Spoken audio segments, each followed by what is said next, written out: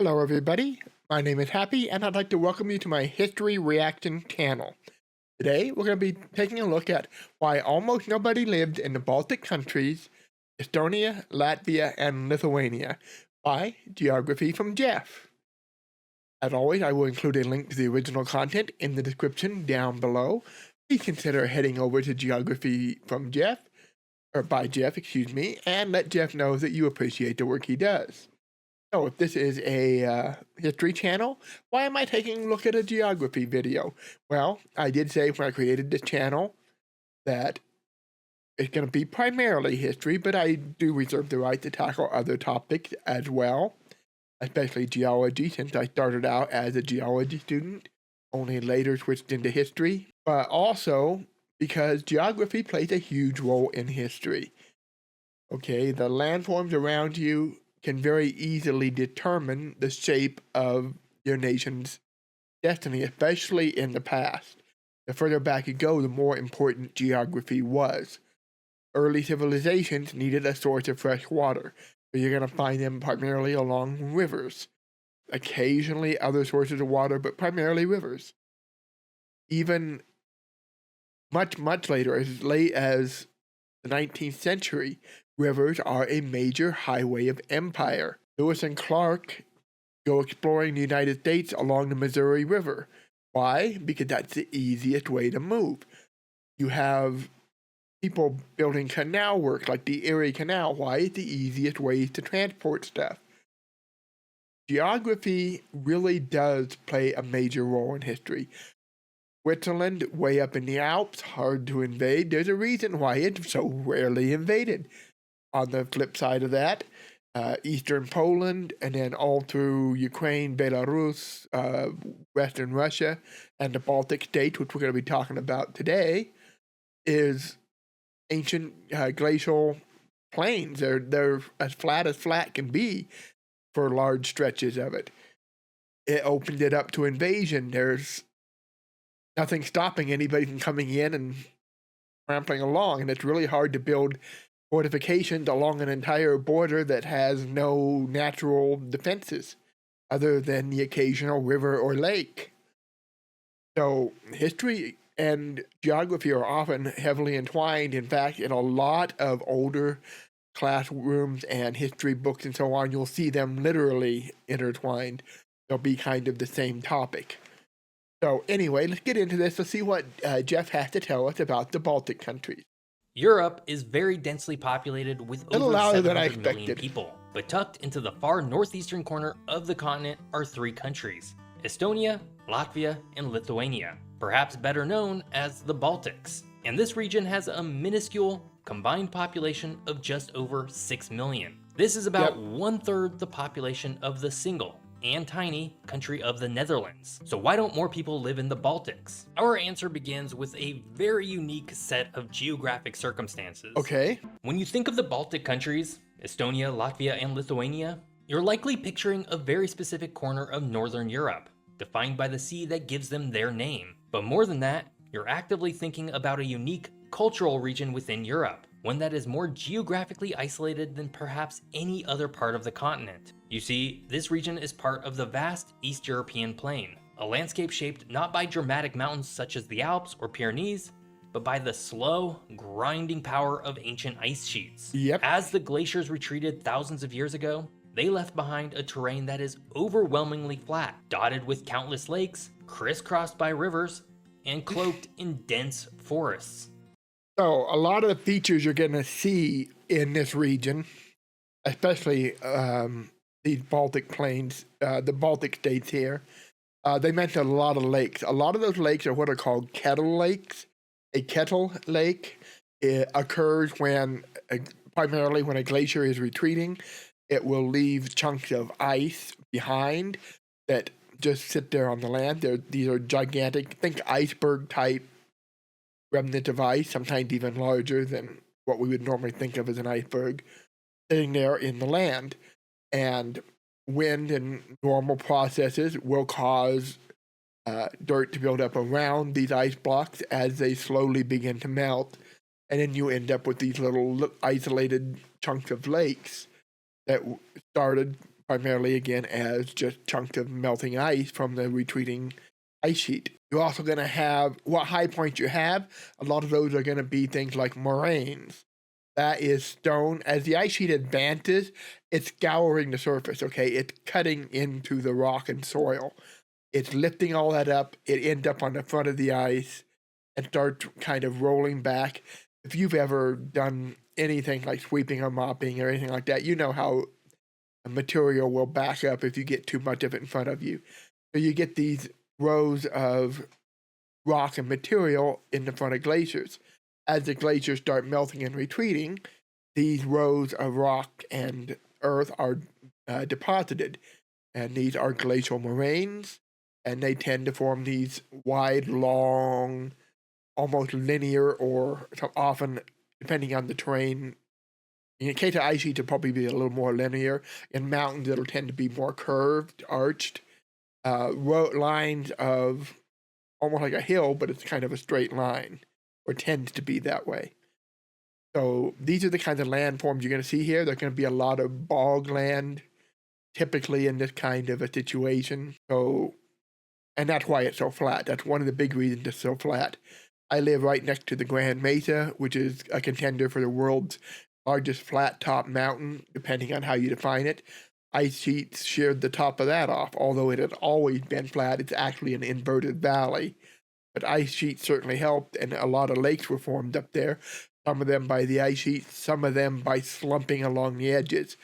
Well, I'm not going to get into that, but there's hundreds of lakes up there between the ice sheets and between slumping. That's the kind of thing you're going to see here as well. So let's just keep going. Sorry, my brain was like, is there anything else I need to add? Not right now. All three countries are part of this specific geographic feature, along with Ukraine, Belarus, nearly all of Western Russia, and just a small portion of northwest Poland. And because of this, the entire region shares a common climate, which is largely temperate, caught between both maritime and I said northeast Poland, but he's right, it's northwest.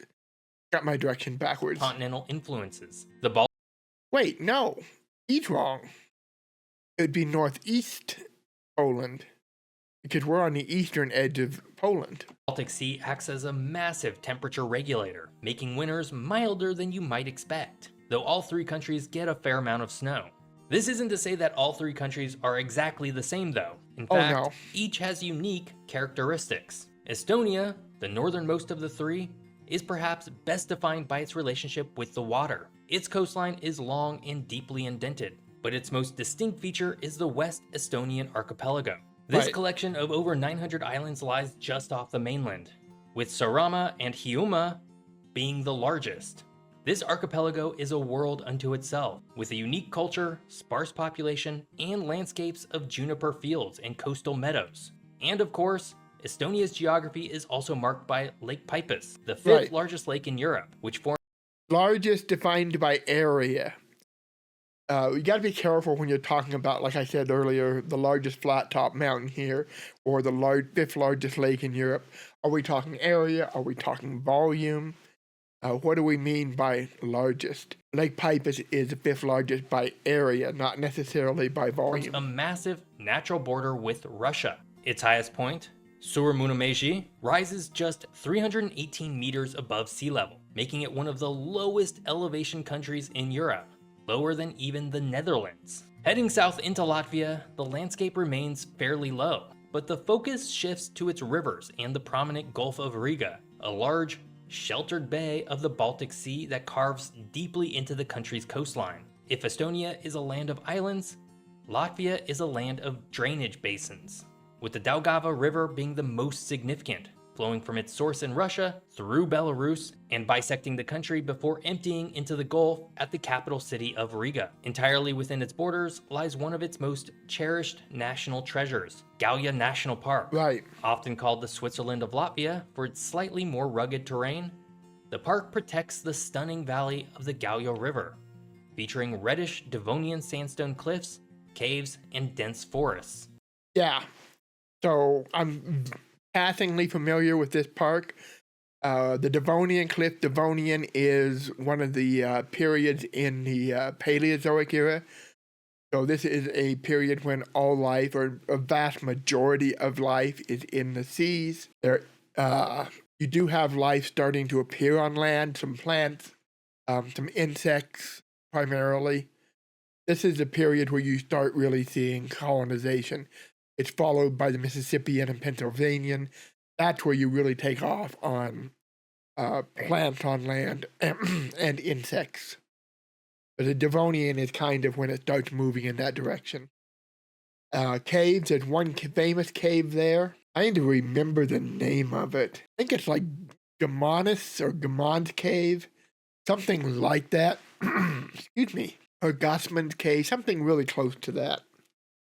And it is famous for writings within it over a long span of history. Just about everybody throughout history that's ever come through the region has apparently decided to leave a memo there that they were there. It includes writings quite a ways back, and it's pretty famous. It's associated with a legend, and I do not remember what legend it was. I just know that there's a famous legend associated with it as well. Anyway, let's continue. Finally, in Lithuania, the southernmost country of the Baltics, the forests become even more prominent, covering nearly a third of the country. And where Estonia is islands and Latvia is rivers, Lithuania is very much a land of lakes, with nearly 6,000 spread across its terrain, particularly in the east. And while it has the shortest coastline of the three, it boasts one of Europe's most remarkable coastal features, the Curonian Spit. This narrow, 98-kilometer long sand dune separates the Curonian Lagoon from the Baltic Sea coast, a fragile and beautiful ecosystem that Lithuania shares with Russia's Kaliningrad Oblast. Right. If you're not familiar with Kaliningrad, that had been, I believe, Königsberg. It was in German hands during World War II. Russia liberated it in the end of World War II, and they still cling to it to this day. It has a very interesting combination German-Russian heritage. I've always kind of wanted to visit there just to see that mix.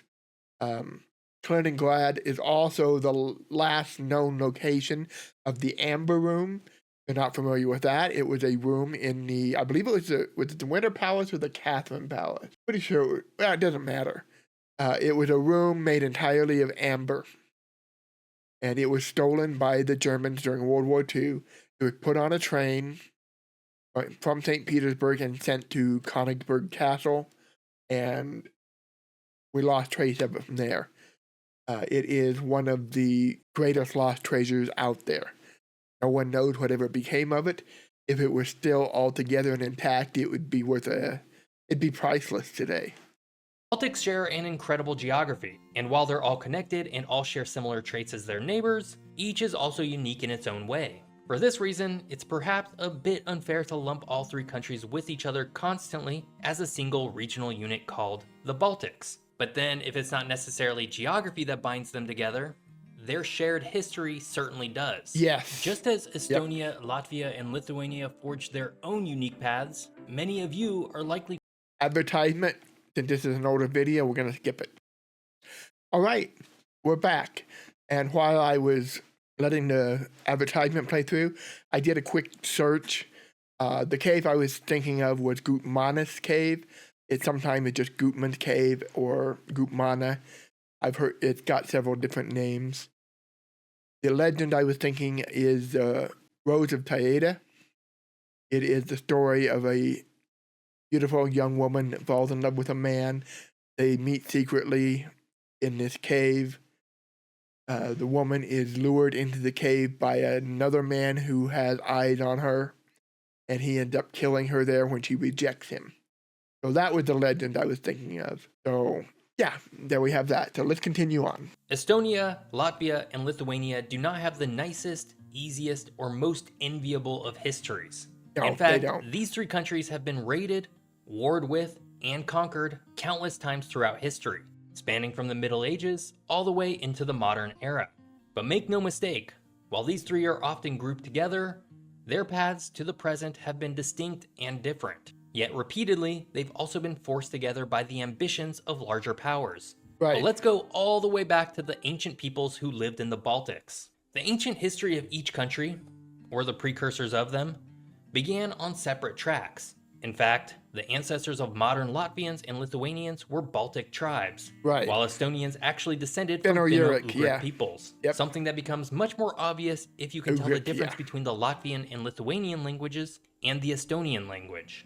Regardless, for centuries, these groups lived a largely pagan existence on the forested shores of the Baltic Sea, and they were mostly left alone by the rising kingdoms and empires of medieval Europe.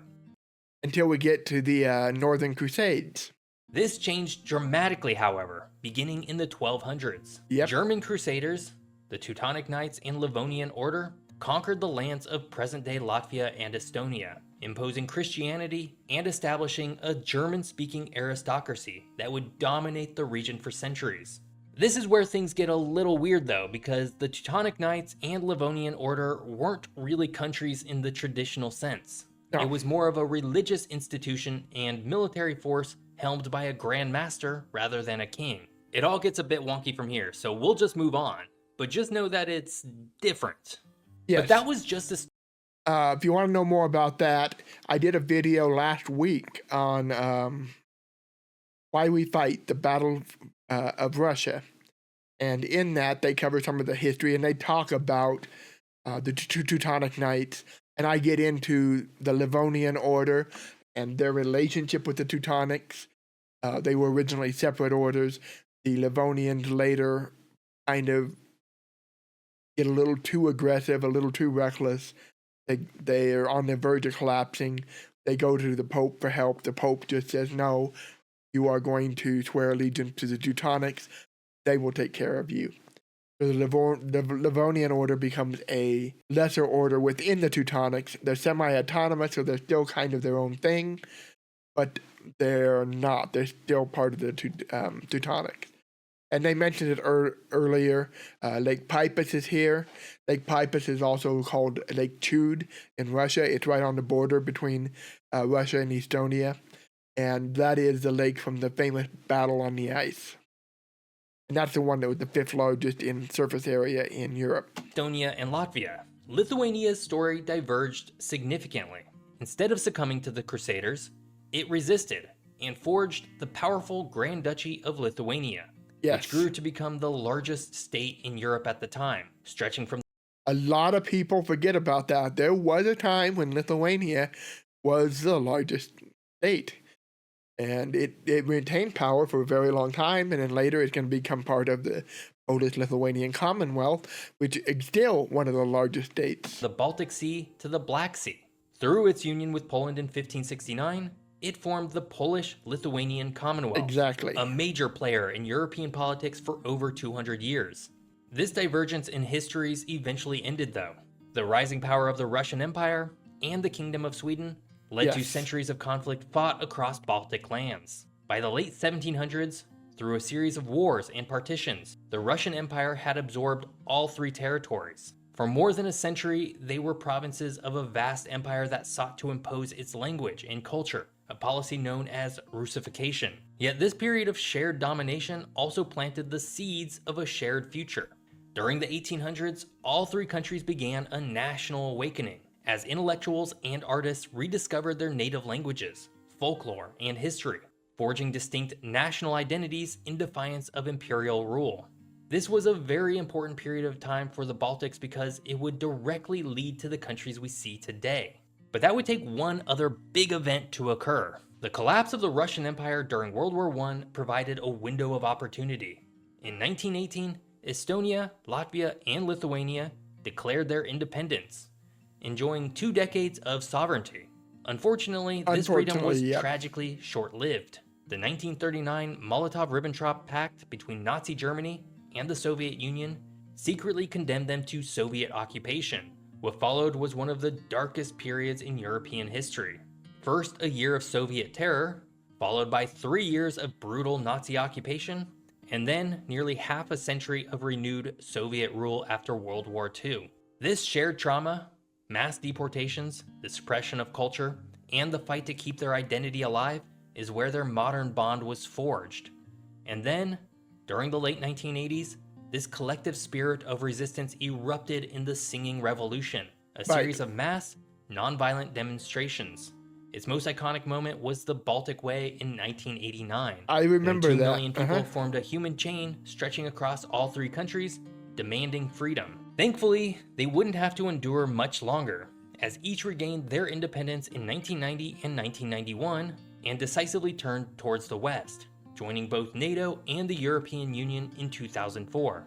It's now been over 3 decades since each country achieved its independence, and throughout it all, they've each modernized and become fairly stable and fairly wealthy. So why do they still have such small populations despite being relatively large countries? Estonia, Latvia, and Lithuania are quite large. They're not the largest, of course, but they have much more space than Switzerland, the Netherlands, Denmark, or Belgium. Yet, a glance at their population reveals something weird. Combined, these 3 countries have a population of just over 6 million people. To put that in perspective, Finland, their neighbor to the north, has a population of nearly 5.6 million alone. So why, across a landmass larger than Greece, home to over 11 million, do so few people live in the Baltic countries? The answer is not a single event, but a tragic convergence of history and modern economics. You see, during World War II, the Baltic states weren't just taken over. They were an active and awful battleground, caught between the armies of Nazi Germany and the Soviet Union. And because of this, they suffered immense casualties, not only from combat, but also from the Holocaust, which annihilated the once thriving Jewish communities in each country. The war didn't just take lives, it shattered the demographic foundations of these countries. What followed the war created a second catastrophe. Upon reoccupying the region in 1944, the Soviet Union, under Joseph Stalin, initiated a campaign of terror to crush all resistance and Sovietize the population. This included the mass deportation of hundreds of thousands of Estonians, Latvians, and Lithuanians. On the low end, it's estimated that 124,000 men, women, and children were packed into cattle cars and shipped to Siberian gulags and remote settlements, or... That's wrong. It's right and it's wrong. That is a figure for just one country. I think that's Estonia. Each one of them had around somewhere between 100,000 and 150,000 deported. So the actual number is closer to about 400,000 from the Baltics were deported. That's just the number for one country. Executed outright. And of course, many of these people perished during the journey to exile. This policy deliberately targeted the educated and civic elite, teachers, farmers, politicians, and artists, ripping the heart out of Baltic society and creating a demographic vacuum that would be felt for generations. Armed resistance against the Soviets, carried on by the Forrest Brothers partisans into the 1950s, further drained the population of young men. So while the West had a baby boom, the Baltics experienced a drastic population decline. Following the restoration of independence in 1991, a new challenge emerged. The transition from a centrally planned communist system to a market economy was difficult. While ultimately successful, the 1990s were a time of economic hardship and uncertainty. There simply wasn't enough capital and money interested in the region to spur an economic resurgence in the same way that East Germany had. And so, people continued to suffer and the population remained small. And then, when the Baltic states joined the European Union in 2004, that was a big one because they joined the European Union and then you have a great immigration. A lot of them take advantage of being in the EU to move to better living areas, at least from their perspective. So you see a lot of people leaving these countries. The population began to change again, and not in a good way. You see, the opening of borders and labor markets across Europe created a massive wave of immigration. Hundreds of thousands of people, particularly the young and ambitious, left for the United Kingdom, Ireland, Germany, and the Nordic countries in search of higher wages and greater opportunities. This was not a flight from oppression, but an economic migration that significantly accelerated population decline. And we can actually track this phenomenon too. Between 1989 and 2024, Estonia lost nearly 200,000 people, going from nearly 1.6 million to 1.4 million people. Latvia went from 2.7 million to under 1.9 million, and Lithuania went from 3.7 million people to 2.9 million. All told, over the last 3 decades, the Baltics have lost 1.8 million people. That's a huge amount for countries that are already small. And to compound the issue, like much of the rest of Europe, the Baltic states have also experienced low birth rates for decades, often falling below the replacement level of 2.1 children per woman. This trend, combined with the continuous immigration of young people of childbearing age, has resulted in an aging population. Fewer births and a steady stream of people leaving have created a perfect storm of demographic decline. Now, all this said, the Baltics have begun to turn their fortunes around a bit. Estonia, for example, has been growing in population since 2011. Nothing earth-shattering, but significant. Lithuania has also been growing since 2020. Only Latvia has yet to record a population growth since 1989. But given the trajectory of its siblings, it's probably due to begin one any year now. So unlike Finland in the north, which maintained its sovereignty after World War II, the Baltic countries endured half a century of population-crushing Soviet policy. This, combined with the modern economic reality of EU migration, is the primary reason why these 3 countries have such a small population today, despite being an otherwise very modern European country to live in. And so there you have it, a combination of historic and brutal oppression combined with modern economic poles has put all 3 countries on the losing end of population growth. But here's the good news. The Baltics are having a bit of a moment. Tourism, wealth, and quality of life are up across all 3 countries. And when you have that combination, people aren't far behind. Speaking of the Baltics, I'm in Latvia this week, and I was in Tallinn, Estonia last week. And over the next couple of weeks, I'll be in Riga and Vilnius. And if you want to see what these countries look and feel like today, then you should come join me over on my travel channel. Once again, thanks to Taylor Brands for sponsoring. Looks like we're done. So I hope you guys enjoyed that. I hope you guys learned something about the history of these countries, about their geography, about their past and present circumstances. I've mentioned this before. One of my areas of interest is in migration, what makes people come into a country, what makes them leave. And we just got a good example of that right here. Economic pulls, idealism in some cases. It's not necessarily that where you live bad, excuse me, where you live is bad. It is more how you perceive the outside world, especially if you're young. So, not surprising this happened. Yeah, interesting stuff. Anyway, I hope you liked it. If you'd like to see anything else like this, let me know. I'd be happy to tackle more of Geoff's programs or just topics kind of along these lines. So let me know if you're interested in anything like that. And I'll be back tomorrow with another video. Until then, thank you for joining me. See you all later. Bye-bye.